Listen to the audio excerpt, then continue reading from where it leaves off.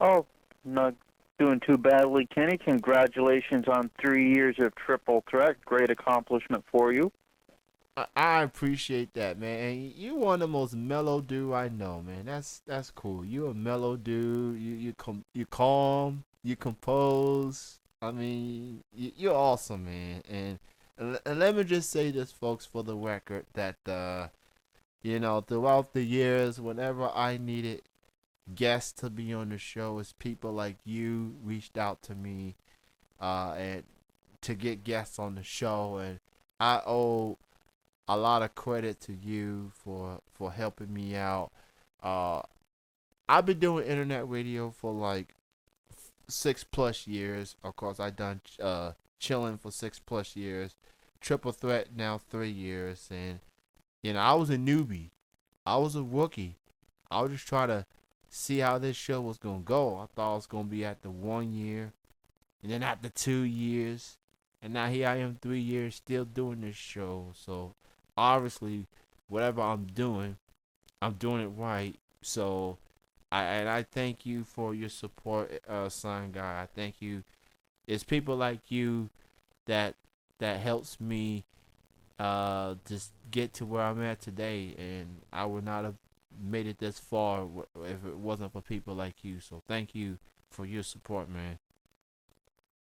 My pleasure. You always do a great job, Kenny. I'm always happy to shoot people your way. Absolutely, man. So, now that this is the first time I've talked to you in a long while, I want to focus back on what went down last year. You was at a event and you unfortunately broke your nose. For those that may not have been aware of it, or those that may not have been at the event when it took fire, if you can just take us back to that time, like what happened, what led to it, and how you feeling now as you are just months removed from it happening. Sure. Actually, it wasn't my nose. I broke a lot of things, but not my nose. Um, I was at a HPW anniversary show, and the first match I had scheduled, I had two matches scheduled. Plus, I was going into the Hall of Fame that night, and the opening match was a battle royal. The show was a charity show as well for the Firemen's Fund, which it typically is on the anniversary show for HPW. A couple of firemen were in the match, and they had entered the battle royal. I had wrestled two of them last anniversary show in a six-man tag. They trained a little bit, and we were comfortable having them in a battle royal. Uh, I was thrown through the top and the middle rope to the floor, and I stayed out there until the numbers dwindled down, playing some strategy. When it came down to it, three firemen were left in the ring, so I figured how hard could they be to beat, so I got in the ring. Uh, One of them poked me right in my eye, which stunned me. The other one body slammed me. And then they lifted me up onto their shoulders and ran towards the ropes. And unfortunately, they lowered me a little bit.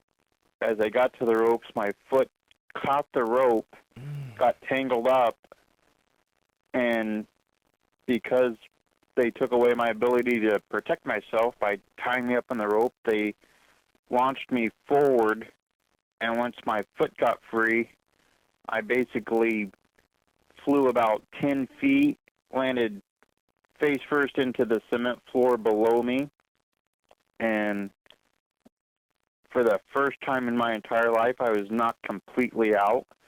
Luckily, since it was a benefit show for the fire department, there were a lot of EMTs and firemen on the scene, so I received medical attention pretty quickly. And once I woke up, despite my efforts to remain there and finish the show, I was taken to the hospital.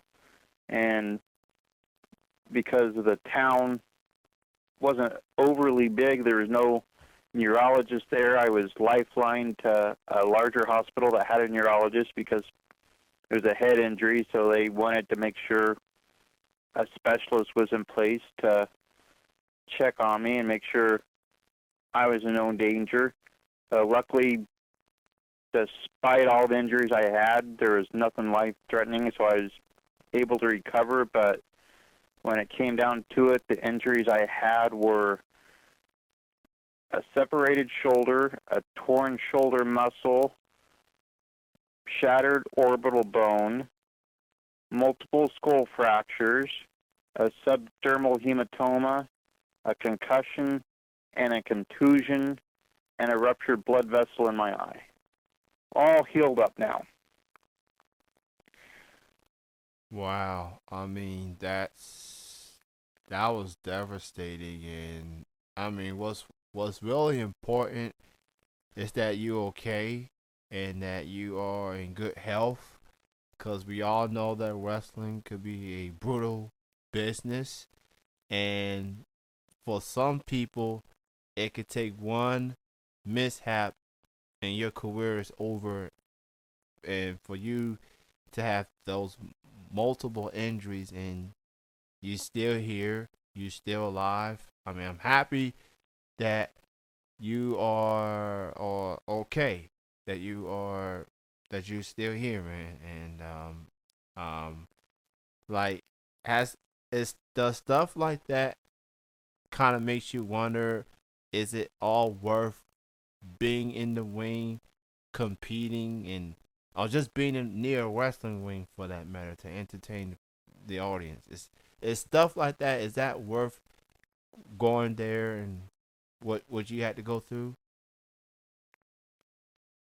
I'll tell you what, when I woke up in the second hospital, I looked up and there was a doctor and a team of nurses surrounding me, working on me. And I told them, you're going to have to get off of me. I have to be in Georgetown, Kentucky to wrestle tomorrow. And they weren't exactly thrilled with that decision, but we argued about it, and eventually I passed back out, and I didn't quite make it that week, but the next week I was back. I never had any doubt I would be back after I healed up sufficiently, and as a matter of fact, 6 days after I bumped my head, I was back in a locker room, making sure I was around the boys again. Just wanted to be back in the building. Obviously, I wasn't going to be allowed to compete that night. It was about a month before I was cleared to physically get back into a ring, but I never had a doubt. That takes guts, man. That takes pride. I mean, that takes will, man. That takes a lot and then some to go through what you go through, and you still want to be a part of the wrestling business. You still want to be involved in some capacity. So, I mean, I've always considered wrestlers some of the toughest people in the world, and what you went through is a testament of, and without a doubt, that wrestlers are as tough as any other athlete. If people don't consider what Son Guy went through as tough, then I don't know what to tell you. Like, I heard broken bones, I've heard sprained ankles or whatever, but this dude just, and your entire body pretty much got hurt, and you still here. Wrestlers are tough people, man. They are tough people. Tough as nails. Well, you know, my mentor, the Dice Man Ronnie Vegas, several years ago was wrestling for the old AWF promotion, which was syndicated on national television. He was wrestling Greg the Hammer Valentine on one of the syndicated shows, and a side headlock takeover got botched, a move that both of them had done countless times before, and Valentine stepped on Dice Man's boot by accident, which took away his ability to protect himself. He ended up spiking his head on the mat, it broke his neck, he continued to wrestle for the next 7 minutes. And if Terry Taylor had not forced him to go to the hospital when he did, it could have been a whole lot more serious for Diceman. That was who my mentor was, so that might have been where my work ethic came from and the ability to come back. But yeah, definitely, I learned from one of the very toughest I ever met. Well said, man. And let me ask you this. I think I read. I think it was on WrestleMania Sunday. I read one of your status, and you said that the reason you watched WrestleMania is because there was someone particular that was going to be there, and it wasn't a wrestler per se. It was a referee, I believe, by the name of Jason. I think, so from my understanding, you have worked with him before. Um, Talk a little bit about this Jason, and how you feel about him getting an opportunity to ref for WrestleMania 30. I mean, you can't ask for a bigger milestone than that. That would be Jason Ayers, and I was literally there his first day in the business when he was 16 years old. He was a referee. He refereed for Hoosier Pro Wrestling initially to start his career. So I've literally known him his whole career. He is, in my opinion, biased as it may be, but in the opinion of many, many wrestlers, he's the best referee in the country today. He refereed for Ring of Honor when they started. He has refereed in Japan. He refereed for Dragon Gate USA. He is considered the head of the NXT referees, and he splits his time between there and WWE, as he has since last fall. And anyone that knows him, and if you talk to people within the wrestling business, a lot of people are familiar with him on the independent circuit because he spent so much time there and has mentored so many people in the business. No one has worked harder to get where they are than he has, and I was extremely proud of him. And then when I referee, if you see me do something right, it's all because of him, because he taught me everything I know about refereeing. And a lot of referees out there today can say the same thing because he mentored a good number of referees that are currently active, small independent companies, bigger independent companies alike. He, one of the more giving people you'll find in the business, one of the more intelligent people when it comes to the business and understanding it. And also his wife is what I consider to be the smartest person in the wrestling business that's not technically in the business today. So very good people. They know this business, and I was extremely proud to have been there literal day one in business all the way up to WrestleMania. That kind of make you feel like a papa, man. Like that go my boy grown up in WrestleMania, man. I mean, that's.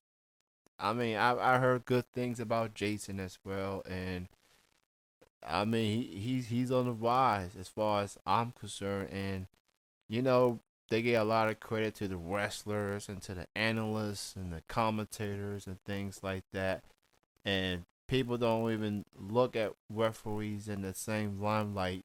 They just look at them through the cover or whatever. But it takes more than that. You know, you gotta be on point. You gotta be precise. You gotta know what the characters are, and just I get go with the flow. And do you feel that referees don't get enough credit for their contributions to the wrestling industry? I mean, what's your take on I guess the acknowledgement that the referees get?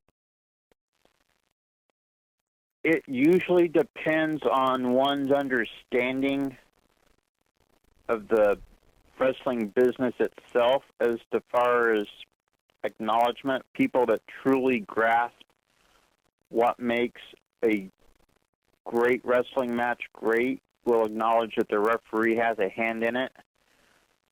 There's a lot of people in the business I have noticed that don't appreciate the role of a referee, and usually those people are the ones that are not going to have great matches. And if it's promoters, and sadly a lot of promoters don't appreciate their role, their shows are going to suffer for it because they'll stick anyone in the role of referee. Doesn't matter if they really know what they're doing or not. It could be just someone off the street.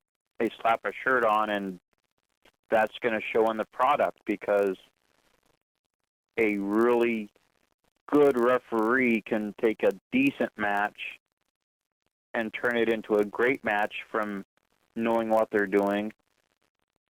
A really poor referee can take a good match and make it absolutely horrible from a lack of knowing what they're doing. But the people that do understand and appreciate the role, they understand that a referee is in there for a purpose, and they're part of the match too. So if you're watching a match, yeah, the two wrestlers might have created a really great match, but a lot of times you don't understand that the referee had a hand in that as well, and that's from being well trained and understanding what their role in the match is and helping to create that great match. Absolutely, man. And you know, you can't have a great match without the wrestlers, obviously, but you can't have it's like, as far as referees, it's like they're the backbone of the wrestling match. Like, obviously the talent's gonna get all the recognition, but the referee, they the one that makes sure everybody's where they need to be, and just be entertained. So I just want to say to you, Sign Guy, to you, to Jason, and to all the referees from the indies to the pros, huge credit goes to you all for just doing your job to the best of your abilities, and just making sure that wrestlers fall in line, because you got two men, two women, or whoever it may be.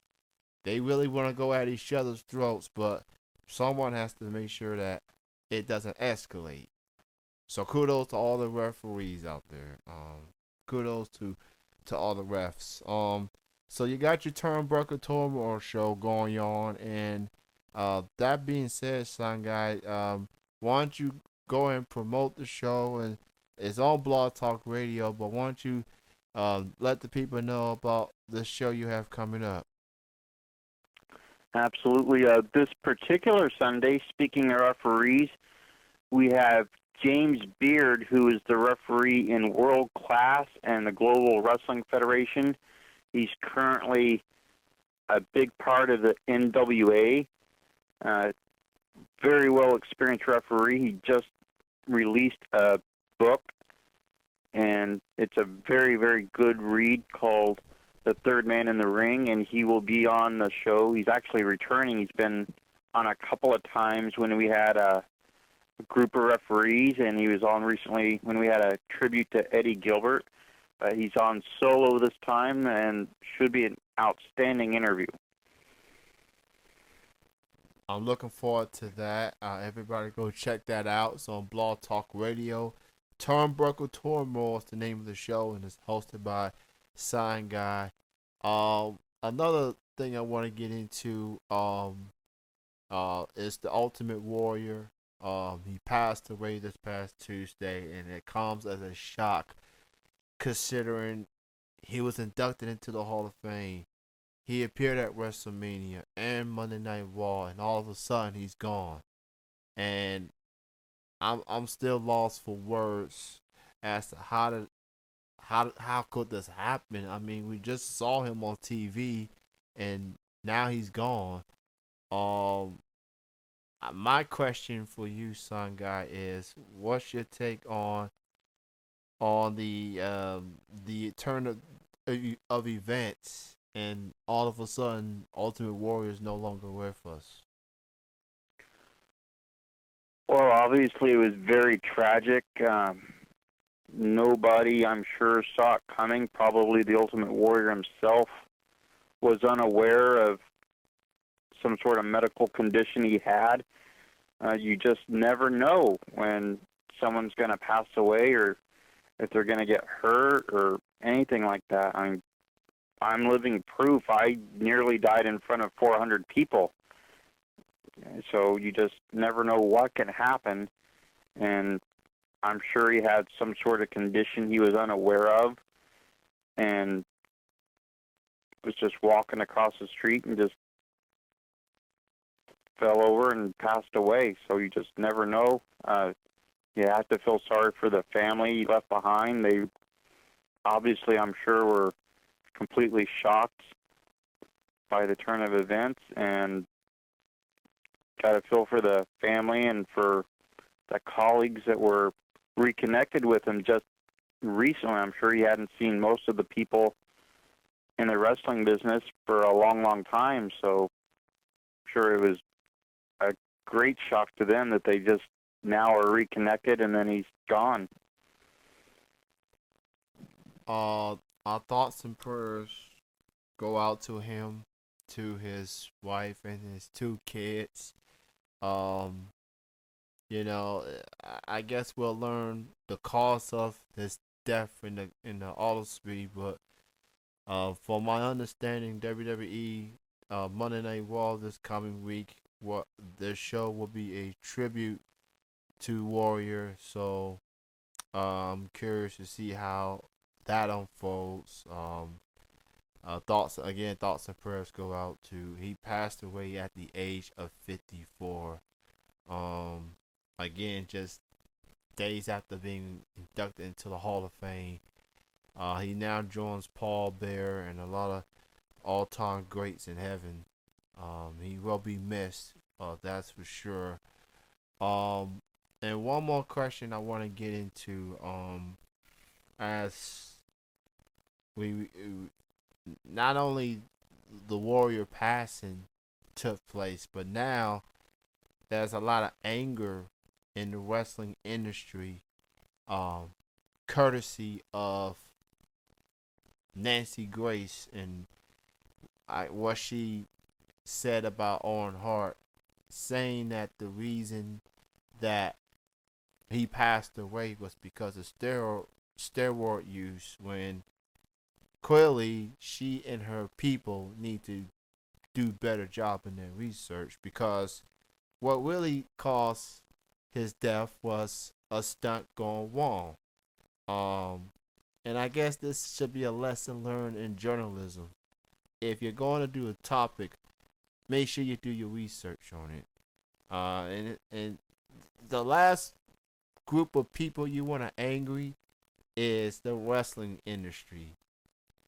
So, what is your thoughts on Nancy, or what she said? I'm not thrilled about it at all.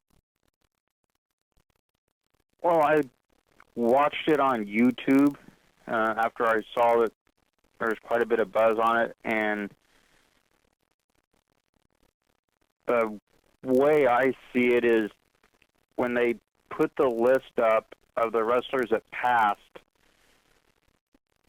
she would talk over the list and say that there is speculation of steroid and drug use which caused the death of the Ultimate Warrior. The list and what she was saying were separate, but she was implying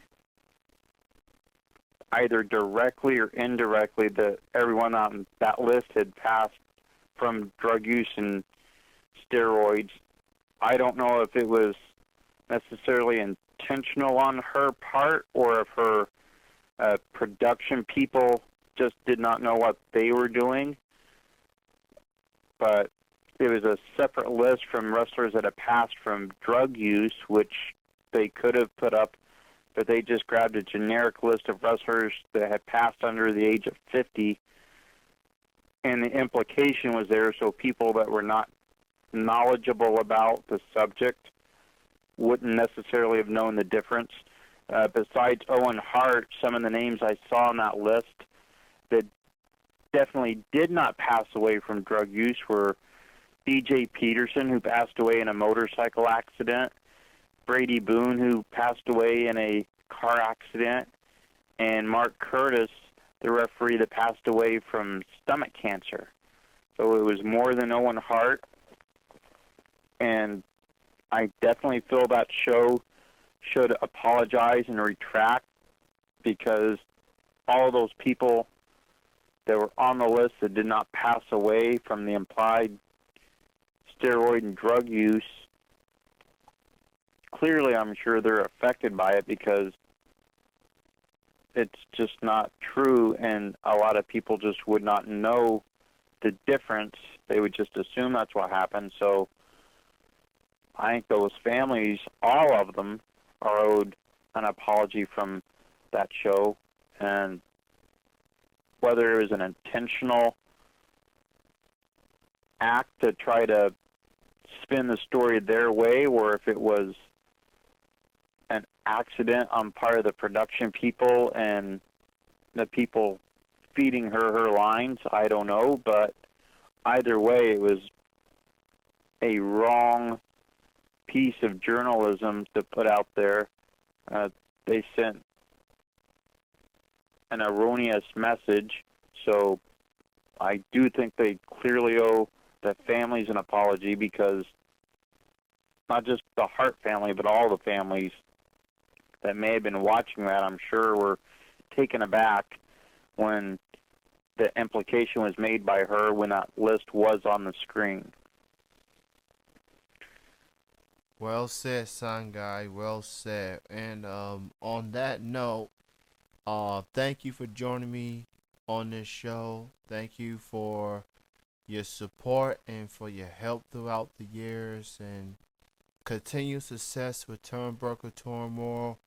And I know you said you wanted me to do an interview, I think it was a year or two ago, and I was unable to because I had a job that I worked on Sundays at the time. If you ever want me to be on your show, you just let me know, man, and we'll try to work that out. Again, thank you for your time, man, and being on the show. Oh, my pleasure, and I will definitely be in touch to get you on Turnbuckle. All right, man, and have a great weekend, and thanks again, man.